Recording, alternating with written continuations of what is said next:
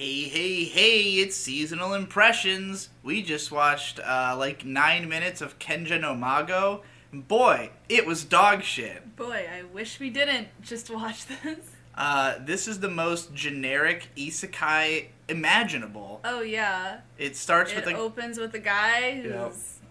depressed and bored and has nothing going for him in his life but work and video games, and he's walking home from work after turning down his buddies for a drink and gets hit by the omnipresent isekai car. Yeah. The isekai car that transcends all worlds. I mean, okay, this is one of those cases where I really have to look at it and go, why the fuck is this an isekai? Like, how desperate do you have to be for something to relate to? The main character is like an office man. So first of all, this is ostensibly aimed at people at least in their mid to late 20s, right? So, like, aging millennials. The show feels like it's aimed at 12-year-olds. Like, it seems so basic, so generic, so just fantasy light. And the main character, though, is an older guy on the level of, like, the dude from Slime, you know? Slime doesn't... I don't even think he's that old, because in Slime he was kind of like... Well, he was like, in his late 30s in Slime. Yeah, he was so a that was senpai, he was a grand wizard. Yeah, he was a grand wizard. This guy just seems like somebody schlub, who is some just wage starting slave out, cuck. He... Mid-20s, mid to late 20s, probably. He's just... I mean, we don't learn anything about him. No, the only thing we learn about him is he doesn't want to go drinking with his friends. But then we go to the isekai world, and we establish that he's an 8-year-old boy. He has memories of his past life. I can't remember how he died, even though who fucking cares? Who cares? He hit by He a car. died in the most generic way possible. Unless we're secretly going to learn that that's not really what happened way later. It was really the witch. She was driving the car. Who gives a shit? He fucking died. He Yeah. went to an isekai world, and he's a little boy, and it just... I mean, for what it's worth, by the end of the episode, he's like a teenager. He's like a real generic, light novel protagonist. But they have to show him growing up in the most generic fantasy setting possible. And it's super weird, because it starts with him being 8, and he, like, explains just two almost random elements of the world. Like, there's magic here. And you don't have to chant. You don't have to do but chants to use it. He explains it, and it's like you could have just showed... A guy using magic with no chant. Yeah, we didn't need to have that clarified. We saw that you didn't chant anything. And then, like, it just shows that, and then establishes a couple of characters, and then immediately time skips to 2 years later when he's 10. Nothing has changed. Why didn't we just start when he was 10? Why did we need this 2-year skip between... were they just trying to show that... When he was 8, he was starting to get good at magic, and now that he's 10, he's better at it. I guess they're trying to show that he's some sort of prodigy, but, like, they showed it... They could have just said that. Yeah. Just said, wow, 2 years ago, you were only able to kill a boar. It was just like, why is this happening? Why are we getting time skips already, off the bat, before anything has changed between these time skips, other than he has marginally increased his magic, which we don't even have a comparison of, like, how powerful can magic be? Like, how much of a prodigy is he? He seems to be already just as good as his granddad, I guess. Who's, like, a legendary magician, Is he? I guess. Is he a legend? They said, like, he killed a demon, and there's, like, legends about that or something. I don't know what the power scale is. But he's 10, he kills Demon Bear. Yeah, he kills a Demon Bear. Cuts his head off, like Akakabuto. Yes. But it was, like, the worst scene ever, because it was just, like, it was mainly him with, like, flares in the background, running at the camera, and then it just, like, I don't know, he just was beheads not the bear. Cool at all. No. He's got, like, air jet boots. Yeah. That's what made me feel like it was very... aimed at kids, because, like, the way it explains or shows his powers is just, like, very basic, cool. Like, he can go really fast because he's got air jet boots. And, like, I could see as a kid being like, oh, sick, air jet boots. But it's like, I don't give a shit, No. I'm not impressed by this. And... God, I mean, first of all, the show also looks like shit, and it looks like shit right off the bat. Too. The voice acting is terrible in this show. I don't know if it's gonna pick up when he becomes a grown-up or anything, or like, you know, when other characters get introduced, but all the characters who were in the early part of this episode sounded fucking terrible. They're all just like very awkward and fucking stiff. The dialogue's terrible as well, of course, so there's not much for them to work with, but goddamn. This is garbaggio. It is garbage. It is garbage through and through. I feel like I had another thing to say. Oh yeah, just like this mentality of like him being reborn as a kid, like, you know, getting this fresh start in a fantasy world. It's bizarre to me both because it feels like it could have just been a fantasy story. Like, there was no reason for this to be an isekai other than if you happen to be a 24-year-old office worker who's depressed, then you're just like the main character. Yeah, why make a generic fantasy when you can make a generic isekai? Right. It's so bizarre, and I know this is a thing with, like, there was this factoid I learned like a decade ago where they had polled a bunch of male otaku about like playing visual novel games, and they overwhelmingly said that they could not relate to playing as a female character. Like, they all wanted to play as a male main character, even if it was like a cross-dressing character, like in the game Otoboku, where the main guy goes to an all-girls school and dresses as a girl to fit in. I also do not want to play as a female character in visual novels. No? I want to have a fucking dick.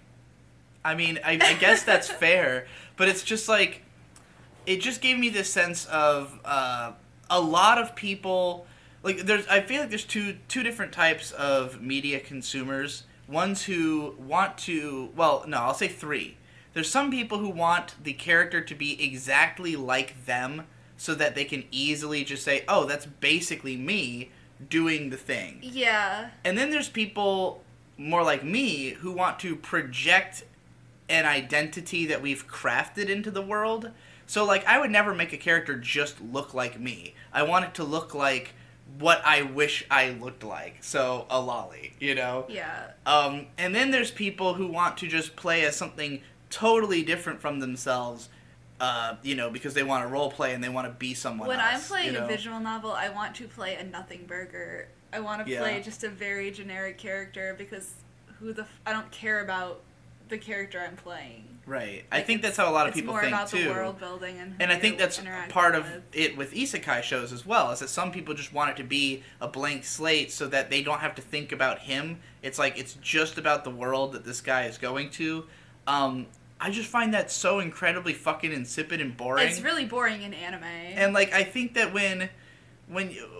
Like, I don't understand this notion of, like, wanting to watch shows about characters that are just you, but in a fantasy world. Maybe because I can't relate to any character. Like, I've never seen a protagonist of an anime that I was like, wow, that's just like me. You know, like, wow, I'm it doesn't a magic happen. prodigy with memories of my past life. Yeah, well, I mean, you know, before he becomes... Well, that's the thing. It's just, oh, this is just me, but what if I got to go to another world where I'm special instead of being a boring fuck? It's you like, know? He didn't even have a personality I think you can project onto. Because what we've seen of him, it's just like... I don't think those people do. I think the type of people who are in the job he has also have no personality and are... Like, this is a show for, like... boring wage slave cucks who have I would rather have a character feel more pathetic, and like isekai that tend to make the protagonist pathetic, like Konosuba and even ReZero, like they're more endearing characters. Well, I mean, in Konosuba, what made him great is that he's fun. He's like an otaku you would want to hang out with, you know? It's fun. Or that you want to project yourself onto because he's clever and he's funny and, like, you know, even if it's making fun of otaku, you feel like he's somebody with a personality. This is a show for people who have no personality, who that is threatening to them, you know? Like, they can't relate if the character is smart enough to quip. The show isn't for anybody. The show is... It's one of the more popular shows on Mal. This is like number 6 or 7. Are there cute girls in it? I have no idea. We didn't make it far enough to see any cute girls. Well, they didn't have any cute girls in the first episode because it's a bunch of fucking old people and boars. But what I was trying to get to is, like, what it particularly stood out to me is that he was a kid. And I feel like a lot of people, especially normos, like what I'm saying this show is for, they relish their childhood because they remember that as a time when they were happier. But they were happier and a person. Right. They were able to express themselves. And they have their future in front and ahead of them. Yeah, they had no idea what was going to happen. And when you get into like a boring grind office job and all you're doing is working and playing video games and you have nothing else in your life, yeah, I would imagine childhood seemed a lot better. You know, so for them it's like this idea of like, oh, I get to start over as a kid again when I had all this potential, when it seemed like I could be anything, but this time instead of becoming a boring fuck, I'm going to become somebody, you know? Yeah. And I get that, but it doesn't work for me. It's pandering. Because my childhood sucked compared to my adulthood. I mean, you know? Yeah. Like, I have no desire to ever redo that like I see it as like that was the shitty part of my life and I'm out of that now. So like something like this, I'm just like, oh great, I'm stuck as a fucking kid. I can't even sling puss, you know? So yeah. The kid fucking sucked. He did. The main character fucking sucks. The world fucking sucks. Yeah, everything about it fucking the show sucks. blows. I didn't mean to talk about it for so long. I just wanted to get on that isekai tear. Also, I'm just going to let you guys know that the next clip is going to be one that we filmed before the move. Yeah, so your hair will have magically grown. Yes, and I'm glad you pointed that out, but the reason I'm saying it is that the conceit of it was that we had watched 3 shows, and it was like right on the last day before we were done packing, and so we recorded like a 5.5-minute clip of us doing all 3 shows rapid fire. And I was going to then upload that, not thinking about the fact that I was about to pack up my computer and would have no way to upload it. So this next clip is us going through 3 shows very rapidly, and then we'll come back with one final clip. Spoiler, they all suck. No, that's not true. One of them's great. I don't remember. But who knows? I don't remember. It's the one with the purple-haired girl. Okay. You know what I'm talking about. Sure. Alright, look, we ain't got that much time. We gotta pack the rest of our house today, and the battery doesn't have that much life. So, first we watched, We never learn. Benkyo ga Dekinai. The Shonen Jump one. You're gonna know why I'm making that distinction soon. This is a very strong case of, obviously, just read the manga. I've heard of this manga for a while. I've kind of been meaning to read it because the girls are mega fucking hot. Particularly, in my opinion, the orange-haired girl. I like 10 out of 10. But yeah, the girls are mega fucking hot, and it's one of those, you know, cute little funny Shonen Jump things. But the anime the girls aren't hot enough, and like, it doesn't add anything. It's moving manga. It's like the soundtrack's annoying when it goes into its hyperactive mode. Yeah. Visuals are nothing to write home about. Like, it was fine. It's serviceable, but like, obviously the manga is going to be the better experience. So there's no reason to watch the anime. Then we watched the other Benkyo ga Dekinai, Midara na Ao-chan no wa Benkyo ga Dekinai. Show me your owl face. Yes, Show Me Your Owl Face, which... It's fucking hysterical. Was great. It's this super hot purple-haired girl who's like... Super big titties. Her mission is to just... she just wants to study. She wants to just do nothing but school. Go to college and ignore get the youth. fuck away from her family. Yeah, and the king of normies, as she calls him at her school, is in love with her. And her dad is a mega perverted, famous porn author who is actively trying to get her laid. Yeah. And it is pretty fucking hilarious. It's very raunchy. It reminded me of Biga to HK, but with the protagonist having the opposite goal. So if you thought Biga to HK was funny, you will almost certainly find this show funny. Great soundtrack. Oh yeah, the soundtrack was fucking awesome. It's pretty... These amazing violin tunes. It was nice after watching the last show. And best part is it's only 12 minutes long, so it did not overstay its welcome. Like, I really think it's a show that, like, the first episode probably would have felt like it was dragging if it was longer, but it felt like a complete episode almost, you know? Bring me some titty pudding. Bring me some titty pudding. Yeah, I definitely enjoyed that one. We'll be watching more. Probably my favorite first episode of a Silverlink show I've ever seen. So then we got... what was the next one? We watched that that thing? Go up. Which thing? That weird manhwa show. Oh, yeah, that's what it was. We tried to watch Gunjo no Magmel. Brought to you by the director of Naruto? I guess so. It's Piero Plus, and, I mean, like, at the very beginning when it was doing the, like, typical shonen-y, like, intro thing where it's like, this new continent appeared and all these monsters are on it and stuff, and, like, there was some pretty decent artwork, seemed like a neat concept. Then it just jumps into, like, unbroken exposition for minutes on end with weirdly no music for, like, a while, which made the scene feel eternally fucking long. It also looks jank. It looks jank like as hell. Foot infection. And, like, the music that was there was pretty good, but it was just, like, long gap with no music, and it felt like we stopped at, like, 7.5 minutes. It felt like we had been watching a lot longer than that. So, yeah, no interest in that one. But then, the most baffling thing we watched so far is Joshikausei, which is a series of 3-minute shorts about 3 girls in high school just up to antics, but there's no dialogue. They make noises with their mouths, and there's sound effects, but there's no dialogue. I guess that's just the gimmick they went with to make it stand out. It is fucking weird. It is very strange. The sense of humor is baffling. There are times where it's hard to tell what's going on because it's not as though it feels like it was based around the idea of having no dialogue. It almost feels like they stripped the dialogue out of a regular show. It was really weird to watch, but it was so weird that it was hilarious. Like, we watched the first 2 episodes, and both of them, like, we spent most of the time confused, and not necessarily, like, it's not like I was like, wow, I love this, or I'm really enjoying this. It was just like, what the fuck is happening? Yeah. And we laughed a lot, so, I guess that counts for something. The main girl is kind of fat. She's thick with 3 C's. Fat. She's drinking too much milk tea. And I don't even want to say anything about what happens. You should just check it out for yourself and make your own judgment. Like thighs.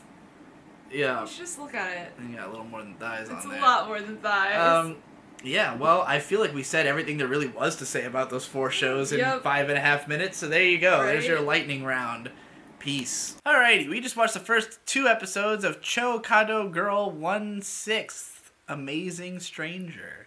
And, you know, I don't believe in the concept of guilty pleasures, but if I did, this would probably be one of them. This would be the definition. This show felt, first of all, it felt to me like this show stepped out of a time portal from 2008. Because it's a show about a hardcore otaku who is very, like, 3D girls are icky. I only like 2D. And he buys a figure of this girl from his favorite anime, which is apparently like 7 years old. So it's like an anime he's been in love with for a long time. And for whatever reason, she is alive and has all the memories of the anime she was in. She's Buzz Lightyear, basically, but as a cute anime girl. Exactly. That's exactly what it is. Yeah, and so, like, even down to what her role is. Like, she's from a sci-fi anime. She comes equipped with, well, she has actual guns, not merely a light. Yeah, but which is kind of confusing now that I think about it, because the way they presented the first episode was like she legitimately was the anime character. But in the second episode, it's treated like she's just the toy. Maybe, I mean, they don't really. It's like she figures that out, which is how the guy perceives it. But maybe that's not the case. Maybe she is actually. I don't fucking know. I mean, they're obviously alive. Yeah. They're not a regular toy. And there hasn't been an explanation yet for that. But basically, because she has the personality of being a otaku pandering moe girl character, that's also how she is. She's adorable. Oh my god, I love her. She has a super cute voice. She's delightful to watch, and basically it's just about this otaku, having his waifu, except that she is the size of a toy. And this show is I Want to Stick My Dick in My Figures, the show.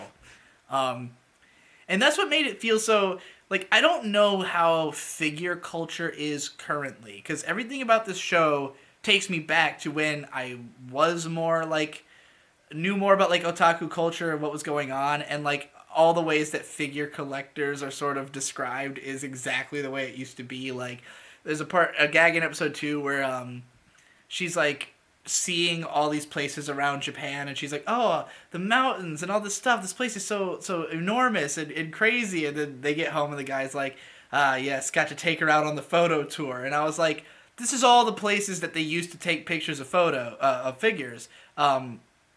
Nowadays, when I go on like myfigurecollection.net or something, people usually like build little sets and take pictures of their figures, like where they like can really create a unique aesthetic. And there's usually some digital manipulation. I don't know if people do as much of the take my figure on a train and take That a picture of it seems on the just kind backdrop of of the like mountain. because smartphones exist now. That's people true. are doing that. Maybe it's a perennial It's thing. like a Maybe trend, it'll always be yeah. around. But yeah, it's very much like it's one part fish out of water story as the figure, you know, learns about the world, and then one part otaku pandering trash where we make references to otaku culture. The guy has a bunch of dojins of her that she finds. Like, I'm pretty sure I've seen at least one other show with like this exact same premise that hits all these same story beats, but I can't remember. That's why it feels like this is just an old show that somehow came back. Aside from the fact that the main girl is CG, which is a good CG. I mean, the fact that she's a toy probably helps with that, but I think she's cute as hell. What do you like about this show? Okay, the girl is mega adorable. The scenario is really fun. There's a lot of cute jokes. I kind of like the quirky music. Music is like hit or miss. Yeah, There was one song that sounded just like Sunflower by Post Malone, and then but then when it got to the end of the song, the beat got like desynchronized from the melody. It was very weird. I also like the kind of like the mood the guy goes into when he's talking to his figure. He's like very hoeing Kiyoma. Yeah, he's very passionate. That's another element that makes it feel like an anime from that time period, because like the idea of the ultra hot-blooded otaku who's like always screaming about it's sexy anime, like that was a lot more common in the late 2000s. Kind of where my, you know, that's like the kind of otaku I am. Yeah. That's the characters who I used to relate to, who like I got into anime because of those kinds of characters. Nowadays it's all isekai with fucking sad boy, basic bitch, sad boy salary men. Not so much the cool, hot-blooded, you know, otaku freaks that I love so much. I just like, I love that the characters are this otaku who can kind of shift into that mindset when he's talking to the girl. And just like how she is kind of like this moe character who, when she, like, spoiler, in the second episode, she finds like a marriage license that he had written. He wrote her name on a marriage certificate. She found it at the bottom of his like pile of merch for her. Like, that was fucking hilarious. And she's happy. She's like, oh yeah, I mean, like, my mission is to serve others. I'm happy. And then she uses that as an excuse to like stuff her face and watch TV. It's just really funny. It's so funny because like otaku culture is such a culture of imitation, where like it's this game of one-upsmanship about who can express their love for a 2D character the most, and then other people will all copy it. So like I think of like, you know, the original post of like a guy putting a cake in front of a character on her birthday, and how now you can find that for any character, you know. And the season finale will be him melting her in a cup full of his cup. Like Rainbow Dash. Well, do you know about the guy? Do you remember the game Love Plus? Are you familiar with this? Yeah. Do you know about the guy who married the Love Plus game? Yeah. Like legally married, like went to another country and legally married his Love Plus game. I don't know if that, you know, I say legally, but I don't think that marriage would be recognized in Japan. No. But he did have a ceremony and everything. Yeah. He did it. Incredible. So yeah, this show is very much like playing with that level of otaku. Like the main character is one of those, which again I find more relatable because I am one of those imitators who like. I mean, you've all seen my otaku room, with the posters everywhere. Like that was entirely an imitation of things people were doing online. I've taken it to a whole new level by making my own posters now, so I feel proud of myself. We're obviously not in that room, but you know. The end of episode 2 was kind of the funniest part of all to me when the girl um, she has basically started she's just like watching TV and eating chocolate all the time, and he's like, you're acting like a housewife from some 4-panel gag comic. And then that's when she busts out the marriage certificate, just like proclaims herself married to him and goes, well, now that I'm a housewife I can sit around and watch TV and eat chocolate all the time. There's a lot of reasons Delightful. I could see this being a controversial thing, but I thought it was fucking hilarious. It was great. Yeah. I don't know where it's gonna go from here, because at the end of the episode, a like high school girl walks into the room right as she's telling him, "You better not talk to any other girls." So I just love the idea that the 2D waifu, the second she got exposed to like human culture, just became a regular woman. Like instantly, and now he's gonna have to face the reality, because he hates 3D women for exactly these reasons. But she is the. It's she like is now a 3D woman because she right. lives in the third dimension. Yeah. She's So not how is he gonna? Anime. Will he learn to love her? One thing I'm worried about is the OP indicates that there will be a lot of additional characters. Yes. And if any of them suck, this show could instantly get dropped. I can see that being the case. Yeah, especially if the plot doesn't move anywhere. Because, like, in the first episode, it's like he's trying to hide from her the fact that she's in an anime. Halfway through the second episode, she finds out. So, like, how far can we really go from here? Yeah, like, I don't know what the point of the show is at that point. Yeah. So, well, we'll definitely check out the rest of it at the end of the season.